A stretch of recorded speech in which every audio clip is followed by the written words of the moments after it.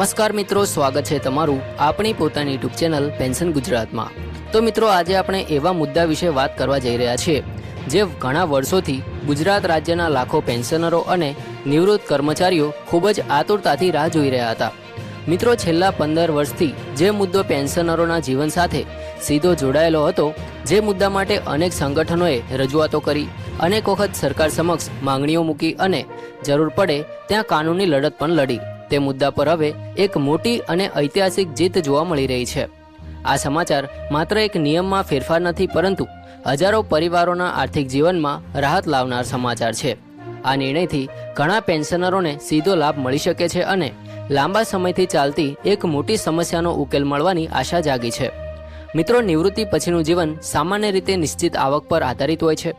જ્યારે કોઈ કર્મચારી વર્ષો સુધી સરકારની સેવા આપ્યા પછી નિવૃત્ત થાય છે, ત્યારે તેની સૌથી મોટી આશા પેન્શન હોય છે।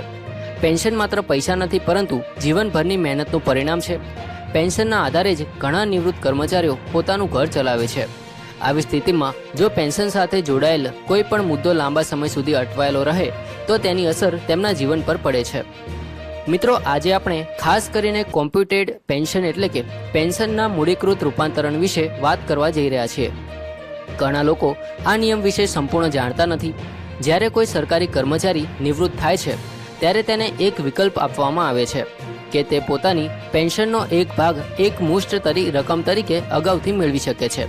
આ વ્યવસ્થાને કોમ્પ્યુટેશન કહેવામાં આવે છે। ઘણા કર્મચારીઓ નિવૃત્તિ સમયે ઘર બનાવવા, સંતાનોના લગ્ન કરવા, દેવું ચૂકવવા અથવા અન્ય જરૂરી ખર્ચ માટે આ વિકલ્પ પસંદ કરે છે। તેમને મોટી રકમ એક સાથે મળી જાય છે, પરંતુ તેના બદલામાં તેમની માસિક પેન્શનમાંથી એક નિશ્ચિત રકમ કપાતી રહે છે। મિત્રો, અહીંથી શરૂ થાય છે તે 15 વર્ષનો નિયમ, જેના કારણે વર્ષોથી ચર્ચા ચાલી રહી હતી। કોમ્પ્યુટેશનનો લાભ લેનારા પેન્શનરોની પેન્શનમાંથી 15 વર્ષ સુધી નિશ્ચિત કપાત કરવામાં આવે છે। ત્યારબાદ જ તેમને ફરીથી સંપૂર્ણ પેન્શન મળવાનું શરૂ થાય છે। ઘણા પેન્શનરો અને સંગઠનોનું માનવું હતું કે આ સમયગાળો અત્યંત લાંબો છે, કારણ કે કર્મચારી નિવૃત્તિ પછીની ઉંમરમાં હોય છે અને વધતી મોંઘવારી, આરોગ્ય ખર્ચ અને અન્ય જરૂરિયાતોને ધ્યાનમાં લેતા 15 વર્ષ સુધી કપાત ચાલુ રહેવી તેમને આર્થિક રીતે ભારે પડે છે। મિત્રો, છેલ્લા ઘણા વર્ષોથી વિવિધ નિવૃત્ત કર્મચારી સંગઠનો આ મુદ્દે સક્રિય રહ્યા છે। નિવૃત્ત તલાટી, મંત્રી સંગઠન હોય, નિવૃત્ત શિક્ષક સંગઠન હોય કે પછી અન્ય પેન્શનર મંચો હોય, તમામે એક જ માંગણી વારંવાર સરકાર સમક્ષ મૂકી હતી કે કોમ્પ્યુટેશનની કપાતનો સમયગાળો ઘટાડવામાં આવે।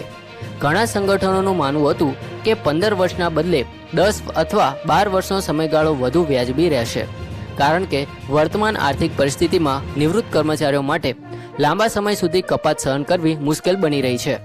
મિત્રો, આ મુદ્દે માત્ર ગુજરાત પૂરતો મર્યાદિત નથી।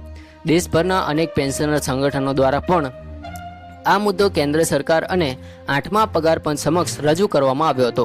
અનેક મેમોરેન્ડમો આપવામાં આવ્યા, રજૂઆતો કરવામાં આવી અને પેન્શનરોની મુશ્કેલીઓ સમજાવવામાં આવી।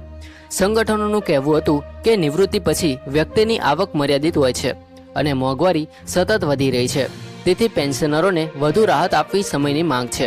મિત્રો, છેલ્લા કેટલાક વર્ષોમાં મોંઘવારીના દરમાં સતત વધારો જોવા મળે છે। ખાદ્ય ચીજવસ્તુઓના ભાવ, આરોગ્ય સેવાઓના ખર્ચા, દવાઓના ભાવ અને રોજિંદા જીવન જરૂરિયાતોમાં વધારો થયો છે। આવી સ્થિતિમાં જ્યારે પેન્શનમાંથી કપાત ચાલુ રહે છે, ત્યારે ઘણા પરિવારો માટે ઘરનું બજેટ સંભાળવું મુશ્કેલ બની જાય છે। આ કારણસર પેન્શનરોની માંગણીઓને વધુ સમર્થન મળતું ગયું છે।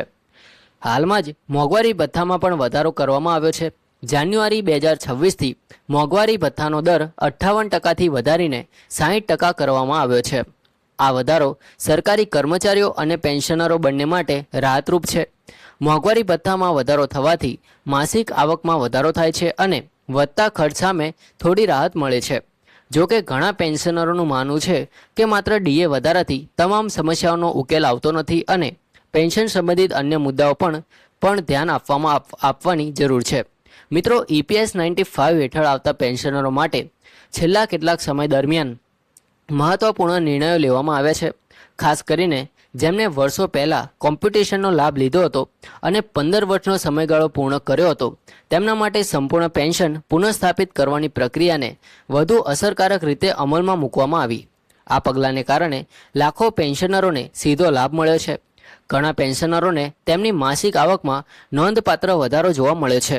મિત્રો, અહીં એક સામાન્ય ઉદાહરણ દ્વારા વાત સમજીએ તો માની લો કે કોઈ નિવૃત્ત કર્મચારીને સંપૂર્ણ પેન્શન તરીકે દર મહિને 30,000 રૂપિયા મળવાના હતા, પરંતુ કોમ્પિટિશનનો લાભ લીધા પછી તેમની પેન્શનમાંથી એક ભાગ કપાત રહ્યો અને તેમને લગભગ 20,000 થી 22,000 રૂપિયા જેટલી રકમ મળતી રહી। હવે જ્યારે 15 વર્ષનો સમયગાળો પૂર્ણ થાય છે ત્યારે તેમની સંપૂર્ણ પેન્શન ફરી શરૂ થાય છે, એટલે કે માસિક આવકમાં હજારો રૂપિયાનો સીધો વધારો થઈ શકે છે। નિવૃત્ત જીવનમાં આ વધારો ખૂબ જ મહત્વનો બની જાય છે। મિત્રો, આપણે એ પણ સમજવું જોઈએ કે પેન્શન માત્ર નિવૃત્ત કર્મચારીઓ માટે મહત્વપૂર્ણ જ નથી, તેના પર આખા પરિવારની આર્થિક સુરક્ષા નિર્ભર હોય છે। ઘણા કર્મચારીઓમાં પેન્શન જ મુખ્ય આવકનો સ્ત્રોત હોય છે, તેથી પેન્શન સંબંધિત કોઈ પણ સકારાત્મક નિર્ણયનો લાભ માત્ર એક વ્યક્તિને નહીં પરંતુ આખા પરિવારને મળે છે। મિત્રો, આજે જ્યારે 15 વર્ષ પછી મોટી જીતની વાત કરવામાં આવે છે ત્યારે તેનો માત્ર એક જ અર્થ અથવા નિયમમાં સુધારો નથી, તેનો અર્થ એ છે કે વર્ષો સુધી કરાયેલા સંઘર્ષનું પરિણામ। તેનો અર્થ એ છે કે પેન્શનરોના અવાજને ગંભીરતાથી સાંભળવામાં આવી રહ્યો છે। મિત્રો, હવે આ સમગ્ર મુદ્દાને એક મહત્વની બાબત એ પણ છે કે ઘણા પેન્શનરો વર્ષોથી એક જ પ્રશ્ન પૂછતા હતા કે જ્યારે કોમ્પ્યુટેશન તરીકે આપવામાં આવેલી રકમનું મૂલ્ય સરકાર વ્યાજ સહિત ઘણા સમય પહેલાં જ વસૂલ કરે છે, ત્યારે પછી પણ 15 વર્ષ સુધી કપાત શા માટે ચાલુ રાખવામાં આવે છે। આ મુદ્દે અનેક નિષ્ણાતોના અભિપ્રાયો આપ્યા હતા અને વિવિધ પેન્શનર સંગઠનો દ્વારા પણ સરકાર સમક્ષ રજૂઆતો કરવામાં આવી હતી। પેન્શનરોનું માનવું હતું કે આજથી 15 કે 20 વર્ષ પહેલાં જે એકમુષ્ટ રકમ આપવામાં આવતી હતી તેનું મૂલ્ય અને આજની તારીખમાં તેની ખરીદ શક્તિ વચ્ચે ખૂબ જ મોટો તફાવત આવી ગયો છે। તે સમયે જે રકમ મોટી ગણાતી હતી તે આજના સમયમાં વધતી મોંઘવારી સામે ઘણી નાની બની ગઈ છે, તેથી આ નિયમની સમીક્ષા કરવાની જરૂરિયાત સતત અનુભવાઈ રહી હતી। મિત્રો, જો આપણે સામાન્ય પેન્શનરના જીવનને નજીકથી સમજવાનો પ્રયત્ન કરીએ તો ખબર પડે છે કે નિવૃત્તિ પછીના વર્ષો સરળ હોતા નથી। ઘણા પેન્શનરો એવા પણ છે જેમને નિવૃત્તિ સમયે મળેલી કોમ્પિટિશનની રકમનો ઉપયોગ પોતાના સંતાનોના શિક્ષણ માટે કર્યો હતો। તો મિત્રો, છેલ્લા કેટલાક વર્ષોમાં ગુજરાત રાજ્યના વિવિધ જિલ્લાઓમાં નિવૃત્ત કર્મચારીઓના સંમેલનો યોજાયા હતા, જેમાં આ મુદ્દો મુખ્ય ચર્ચાનો વિષય રહ્યો હતો। નિવૃત્ત કર્મચારીઓએ કહ્યું હતું કે પેન્શન કોઈ દાન નથી પરંતુ તેમની સેવા દરમિયાન કમાયેલો અધિકાર છે, તેથી પેન્શન સંબંધિત દરેક નિર્ણયોમાં પેન્શનરોના હિતને પ્રથમ પ્રાથમિકતા મળવી જોઈએ। આ રજૂઆતોને કારણે જ આ મુદ્દો સતત સરકાર અને સંબંધિત વિભાગોમાં ધ્યાનમાં રહ્યો હતો। મિત્રો, ઘણા નિષ્ણાતોનું માનવું છે કે આગામી સમયમાં પેન્શન વ્યવસ્થામાં વધુ આધુનિક અને પેન્શનર મૈત્રીપૂર્ણ સુધારાઓ જોવા મળી શકે છે। ડિજિટલ પેન્શન વ્યવસ્થા, ઓનલાઈન ફરિયાદ નિવારણ પ્રણાલી, મેડિકલ સહાય યોજનાઓ અને પેન્શન સુધારાના નવા મોડેલો અંગે પણ ચર્ચાઓ ચાલી રહી છે। જો આ તમામ સુધારાઓ અમલમાં આવશે તો પેન્શનરોને અગાઉ કરતાં વધુ સુવિધાઓ મળી શકે છે। જય હિન્દ, વંદે માતરમ।